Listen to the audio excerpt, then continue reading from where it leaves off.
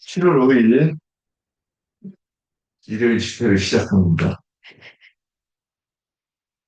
자, 요한복음 15장 처음에 보면 나는 포도나무요, 내 아버지는 농부요, 둘이 나오죠. 그 다음 또 뭐가 나와요? 세 번째는 가지가 나와요. 그 다음 또 뭐가 나와요? 열매가 나와요. 이 네 가지를 지금 설명하는 건데, 열매 맺는, 그 가지에 맺히는 열매에 대한 내용이 결론적으로 얘기하면 26절, 27절 보면 보혜사 성령께서 오셔서 나를 증언한다. 이게 뭐냐면 그 포도나무 열매 속에 가득 차 있는 그 즙이, 그러니까 포도가 참 포도나무는 들포도하고 다르게 뭐예요? 들포도는 작고 넓고 시고 이게 특성이에요. 그러면 이게 포도주고 담그면 포도주가 잘 발효돼서 좋은 포도주가 되겠는가? 상품 포도주가. 그 포도주가 되려면 뭐 당분이 좀 많아야 돼요. 즙도 많아야 되고.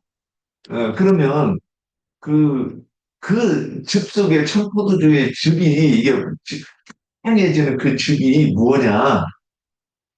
예수가 그리스도 되심에 대해서 증거하는 성령의 음성. 그러니까 성령의 음성을 들어야 그걸 보고 우리가 이 성경에서 뭐라고 하느냐? 복음, 이렇게 하는 거란 말이에요. 우리가 예전에 복음이 뭐야? 그러면 복음이지 그랬단 말이에요. 그리고 그걸 사전적인 의미를 가지고 와서 뭐라고 얘기했어? 복스러운 소식 그랬어요. 그래, 그거 사전적인 뜻인데, 성경에서 복음이 뭐냐, 우리는 이렇게 질문하면 못 들어가야 된다고. 그러면 그 복스러운 소식이라고 사전적으로 얘기한 것이 뭐냐? 이 아버지와 아들과 성령에 대해서 증거하는 말씀이란 말이에요. 그래서 뜬금없이 마태복음 28장 19절에서 예수님이 말씀하실 때 너는 가로 복음을 전해야 돼. 사람들한테 진리를 전해야 돼. 이렇게 얘기하지 않고 아버지와 아들과 성령의 이름으로 세례를 주고 가르쳐 지키게 하라 그랬잖아요. 아니, 아버지와, 우리가 생각하는 그 아버지, 우리 아버지 이름과 할아버지의 이름과 증조 할아버지의 이름에 대해서 배웠다 그러면 거기에 대해서 뭘 더 내가 알아야 되고 지키는 게 뭐가 필요해요. 이게 우리의 이해니까 헷갈리는 거야, 이게. 그런데 아버지와 아들과 성령의 이름은 시대적으로 나타나는 하나님의 일하심이 어떻게 나타나는 거잖아. 그거를 가르친다고 하는 것은 창세기부터 계시록까지 가르쳐받는다는 거예요. 그러므로 우리 장로 형제님께서 뭐 창세기, 출애굽기 뭐 이런 거를 강론하시는 내용이 뭐냐? 지금 뭘 가르치는 거예요? 아버지와 아들과 성령의 이름에 대해 지금 우리한테 가르쳐주고 있는 거예요. 근데 우리는 그거를 들으면 창세기, 출애굽기, 계시록까지 내용이 아버지와 아들과 성령의 이름으로 일단 정리가 되는 거는 함축하는 것이고 다시 사람들한테 복음을 전할 때는 이거를 다시 풀어가지고 가르쳐 주는 거란 말이에요. 그죠? 자, 이거를 먼저 누가 해주느냐? 오늘 그 해준다는 얘기가 27절에, 26절, 27절 보면 성령이 오셔서 증언하는데 어떻게 증언해요? 뭐 문서 가지고 와서 가르쳐 줘요? 계시를 보여주는 거죠. 그러면 그 계시를 보면 우리는 또 이렇게 생각하는 거야. 구약의 선지자들이 뭐 그 수레가 있는데 막 수레에는 뭐 눈들이 있고 뭐 막 이런 에스겔서에 있는 뭐 수레에 대해서 설명 뭐 이런 거 그런 환상들을 생각하는데 도저히 이해할 수 없는 거죠. 그런데 그 환상이 결국 뭐냐? 창세기, 출애굽기, 레위기, 민수기, 신명기에 기록된 어떤 내용을 지금 그 계시로 보는 거예요. 지금 그 선지자가. 그래서 그거를 얘기를 하면 우리는 창세기, 출애굽기, 레위기, 민수기, 신명기에 있었던 모세 오경에 있던 어떤 내용을 선지자가 지금 다시 해석하고 있구나. 우리는 이걸 볼 수 있어야 되고 그걸 또 누가 한 번 또 설명을 해요? 예수님께서 설명하시고 그 다음에 그걸 또 누가 설명해?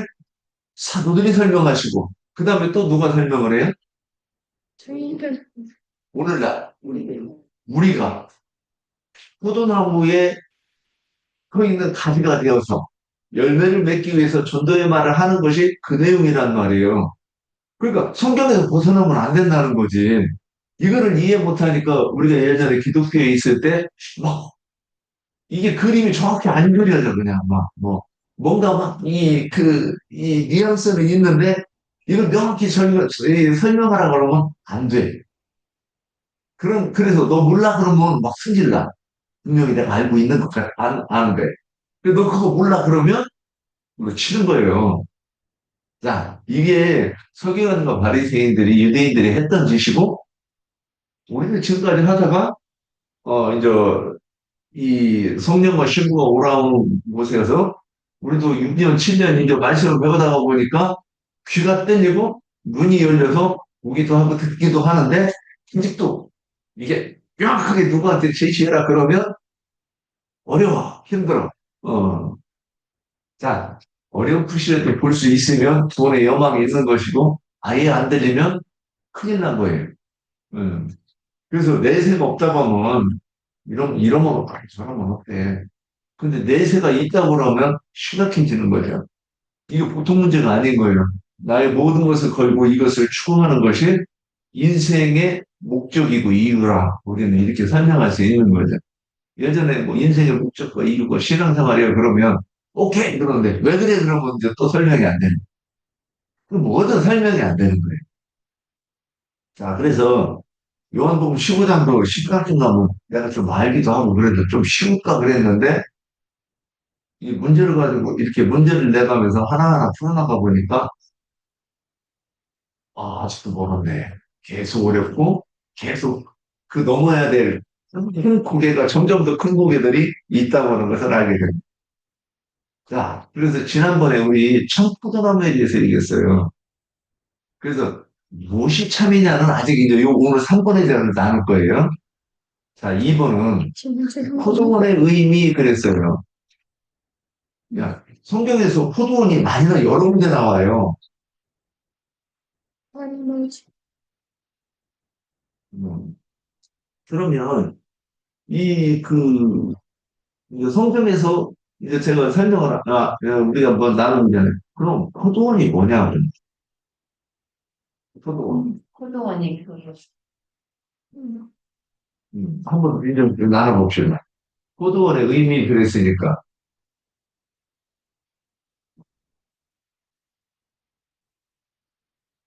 뭐, 여기 준비한 거 있으면 자유롭게 해보세요. 거기서야 지난번에 이거 했는데 네. 아니, 보자. 지금 질문을 순서대로 나눠가서 이렇게 정리를 해나가는 과정이니까 오늘 포도원이 뭐냐 그러면 제가 생각한 대로 얘기하시면 돼요. 연구한 거 있으면 연구한 걸로 말씀하시고. 포도원이 뭐예요? 하나님의 보도는 그 아담과 하에게 처음에 주신 그 에덴 동산이죠. 에덴이죠. 근데 이제 뱀이 들어와서 그게 타락이 된 거잖아요. 그래서 하나님이 원하시는 그 보도는 그 처음에 주신 그 에덴 동산은 예수님의 제자들이, 예수님의 참 제자들이 세우고자 하는 그 교회를 상징하는 것이고, 우리 또한, 그 교회를 세우고자 하는 것인데, 그러니까 변질되지 않은 교회를 세우고자 하는 것인데, 지금 사실 뭐, 에덴 동산이 뱀이 들어와갖고 타락했듯이, 사실 교회들이 거의 대부분이 다 변질되어가 있는 거잖아요. 그래서 우리는 변질되어지지 않은 하나님이 처음 주신 그 포도원, 그 교회를 세우고자 우리는 노력하는 것이고, 지난번에 나눈 말씀 외에, 제가 아가서 말씀 한번 볼게요. 그러면은, 아가서 7장 11절. 내 사랑하는 자야, 우리가 함께 들러 가서 동네에서 유숙하자 그랬는데, 어, 이거는 아가서 7장 11절. 이게 여기는 이제 참 포도원에 참 그 포도원을 뭐라 해야 되나 참 품꾼들 일꾼들 이 일하는 모습인 것 같은데요. 그 신부가 신랑에게 이제 들에 있는 동네에 함께 가서 우리가 함께 지내면서 포도원을 살펴보자 이런 지금 말이잖아요. 그죠? 그러는데 이것은 이제 부활 때를 말하는 것 같아요. 그래서 그 부활 때, 짐승의 때에 여자의 남은 자손을 위해서 이제 강야에 준비하신 그 메시아의 처소이고 그 영가 신부가 오라고 초대해가지고 순결한 그 감람기름, 순결한 등유인 그 금기름을 파는 가보의 집으로 그렇게 상징이 된 어머니의 귀한 딸이 세상에 이제 남아있기 때문이죠. 그래서 열왕기하 4장 1절에서 7절 말씀을 한번 보면 선지자의 제자들의 아내 중에 한 여인이 엘리사에게 부르짖어 이르되 당신의 종 나의 남편이 이미 죽었는데 당신의 종이 여호와를 경외한 줄을 당신이 아시는 바니이다. 이제 빚준 사람이 와서 나의 두 아이를 데려가 그의 종을 삼고자 하나이다 하니 엘리사가 그에게 이르되 내가 너를 위하여 어떻게 하랴 내 집에 무엇이 있는지 내게 말하라. 그가 이르되 계집종의 집에 기름 한 그릇 외에는 아무것도 없나이다 하니 이르되 너는 밖에 나가서 모든 이웃에게 그릇을 빌리라. 빈 그릇을 빌리되 조금 빌리지 말고 너는 내 두 아들과 함께 들어가서 문을 닫고 그 모든 그릇에 기름을 부어서 차는 대로 옮겨 놓으라 하니라. 여인이 물러가서 그의 두 아들과 함께 문을 닫은 후에 그들은 그릇을 그에게로 가져오고 그는 부었더니 그릇에 다 찬지라. 여인이 아들에게 이르되 또 그릇을 내게로 가져오라 하니 아들이 이르되 다른 그릇이 없나이다 하니 기름이 곧 그쳤더라. 그 여인이 하나님의 사람에게 나아가서 말하니 그가 이르되 너는 가서 기름을 팔아 빚을 갚고 남은 것으로 너와 내 두 아들이 생활하라 하였더라 그랬는데요. 이게 이제 그리스도 예수 안에서 이제 자다가 일어난, 그러니까 앞서가신 온전케 된 의인들의 영들이 왕과 함께 이제 들로 가서 들판의 그 촌락들에서 그 밤을 이제 지새우자, 이렇게 함께 지내자, 이렇게 제안을 하는데 그것은 이제 세상 끝에 살아남아서 짐승의 때를 맞은 그 여자의 남은 자손들, 어, 그들은 아직 유방이 뚜렷하지 않은 작은 누이라고 이렇게 표현을 했죠. 성경에는. 그러니까 아직은 어린 자매들을 그렇게 표현한 것 같아요. 그래서 그들을 돌보시면서 박해가 가중되고 두렵고 힘든 그 어둠의 때를 함께 지내자 이렇게 간청하는 노래가 아가서 7장의 그는 말씀이죠. 그래서 우리도 지금 이제 이 시대가 이제 눈앞에 이렇게 오는 것을 보잖아요. 그러니까 우리가 해야 할 우리가 포도원을 세워야 할 일, 우리 시대에 맞게 이것을 얘기하는 것 같은데요.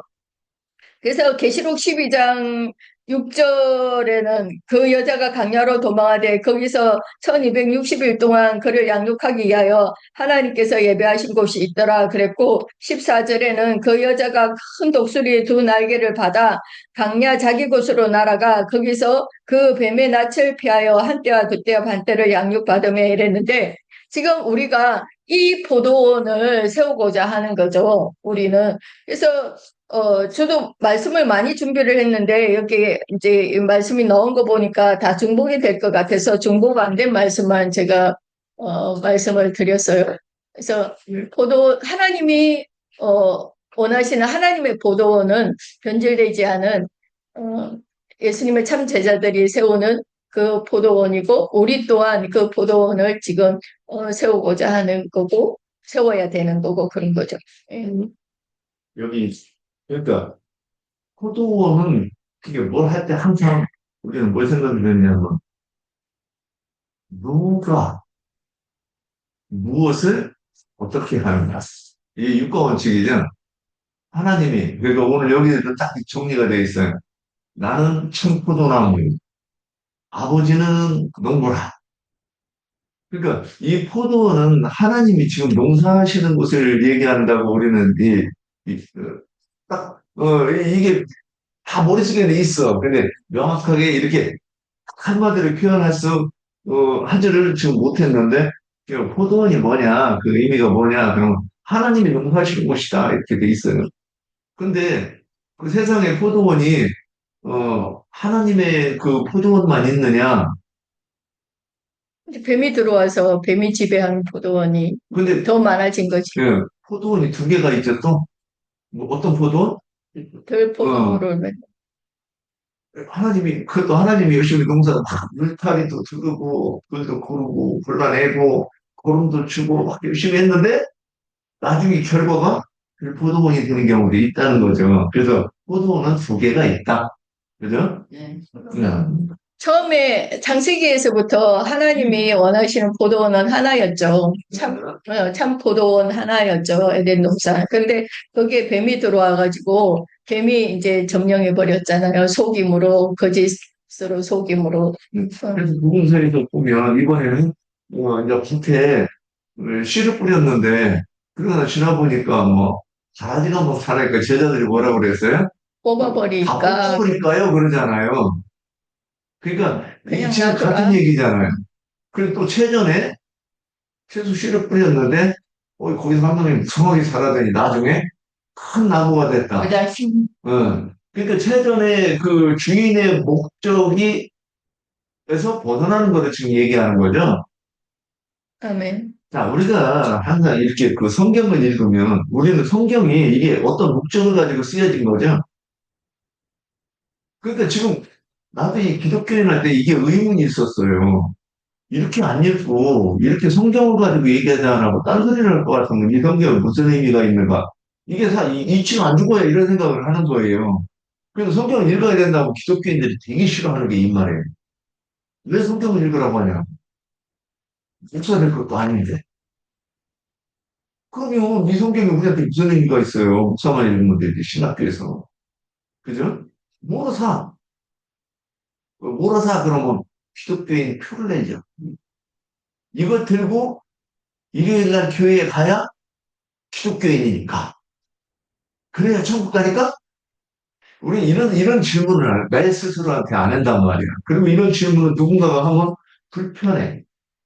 내가 쉽게 할 수 없는 질문이기 때문에. 그러면 정직한 사람 같으면, 어머, 이 질문에 내가 대답을 해야 되네. 이게 기본이거든요, 인간으로서. 근데 질문이니까 이 질문하는 사람 물어버리는 거야, 그냥. 어. 내가 저기, 이 사도행전 1장 8절 딱 제시해놓고, 하나님의 종이 누구요? 그랬더니 내 전화 안 받아. 목사라 그러는 거예요. 거기 보면 분명히 성령이 임하고 권능을 받은 자가 내 증인이 된다고 했으니까 증인이 일꾼이 이제 목사가 일꾼이 아니잖아요. 딱 그 얘기를 했더니 전화를 하라고 해도 전화를 안 해. 돌려가지고 딴 사람을 통해서 그 답을 그렇게 하면 돼요. 이번 에어컨 좀 물어보려고 그랬더니, 음, 그러고 전화를 더 안 하는 거예요. 나하고 이제 말을 안 섞겠다는 얘기죠. 왜 그래요? 너무 속상하고 분한 거예요. 근데 자기가 이거를 말로 나를 이길 수가 없으니까 그냥 벽을 쌓고 넘어오지 마. 나도 안 넘어갈게. 이러는 거죠. 자, 그러면 이제 오늘 질문. 그 포도원의 의미가 뭐예요? 농사꾼이 농사하는 그 곳이잖아요. 포도 농사를 하는 곳이잖아요. 그러면 그 포도를 농사하면 또 뭐 하려고? 열매를 거두려고. 네. 또 열매에도 뭐 하려고? 그거를 꼭 챙기고. 포도주는? 포도주는 지만이가요. 또 포도주는 뭐예요? 말씀이죠. 참된 진리의 말. 포도주는 여기서 지금 이 질문하는 뉘앙스는 뭐냐면 하나님께 제사할 때 부어드리는 술이잖아요. 아니, 지금 요 의미를 이렇게 물어보는 거예요. 그 이름을 음료도 돼요. 근데 내가 또 먹지만 하나님도 마셔야 되는 거예요. 그래서 사도행전 저기 요한복음 4장에서 사마리아 여인한테 야 나한테 물 좀 줘 그랬을 때 주님이 그 우물물 얘기해요? 그럼 뭐 얘기하는 거예요? 7장에서 명절 끝난 예수께서 성전에서 외쳐 이르시되 누구든지 목마르거든 내게로 와서 마셔라. 그러면 어떻게 된다? 그래서 그 배에서 생수의 강이 흘러나리라. 그러니까 그 배에서 흘러나리는 나오는 생수를 난다고 했겠지. 아니, 안 그렇죠. 그러면 지금 성경은 막 하나님께서 이 성경을 기록할 때는 실제로는 어떤 단어 하나까지도 이게 그분이 안배하시고 하온 성경에서 구약에서 신약에서 이게 인용될 수 있는 소재로 가지고 이게 그 문장과 단어가 그렇게 구성되어 있단 말이에요. 근데 거기서 요한복음 4장에서 한 장의 긴 부분을 썼는데 거기서 생수 나에게 물 좀 줘봐 그랬을 때 그 물이 그 물이겠냐고 지금 부속사에 대해서 쓰니까 아, 이 여인이 가지고 있는 주님한테 드릴 수 있는 주님이 받으실 만한 물이어야 되잖아요. 근데 이 여인이 물이 없었어. 그리고 그 대화가 의미심장하단 말이에요. 당신이 유대인인데 어째 나한테 물을 달라고 합니까? 지금 그러니까 문화적으로 보면 이해가 돼. 근데 우리는 어떻게 이해를 해야 돼? 영감을 받아가지고 해석을 해야 된단 말이야. 사마리아 여인하고 상종도 안 하는데 유대인이면 이게 자기한테 그리고 왜 당신이 목마르고서 죽으면 죽었지 어떻게 나한테 문 달라? 이게 인간적인 이해예요. 근데 우리는 성령의 계시로 이거를 읽으면 어떻게 되는 거예요? 당신이 나한테 물을 줘야지 유대인이니까 이방 여인한테 하나님을 아는 지식 복음에 대해서 얘기하라고 뭐 됩니까? 이렇게 해야 이게 이해란 말이에요. 문자대로 이해하는 거는 그건 이해지만 영적인 세계에서는 그거는 오해인 거예요. 자, 이렇게 보고서는 이제 우리가 이 포도나무에 대해서, 나는 포도나무요? 내 아버지는 농부라 그랬을 때, 이 부분을 이렇게 읽어야 된다는 거예요. 그래서, 너희는 가지라. 예, 아버지께서 지금, 인자 예수께서는 아버지가 보낸 아들로 나오지만 그분이 오신 거잖아요. 그러니까 아버지는 농사하시는 분이라고 돼 있고, 주님이 와서 진짜 농사하시는 거야. 근데 농사하시는데, 여기서 그러면 이제 포도원이라고 하는 것이 뭐냐? 주님이 신, 그 당신의 형상과 모양을 닮은 사람들을 얻고자 하는 주님의 몸된 교회를 지금 예표한다 이렇게 되는 거예요. 큰일 났네. 잠깐만 멈추시죠.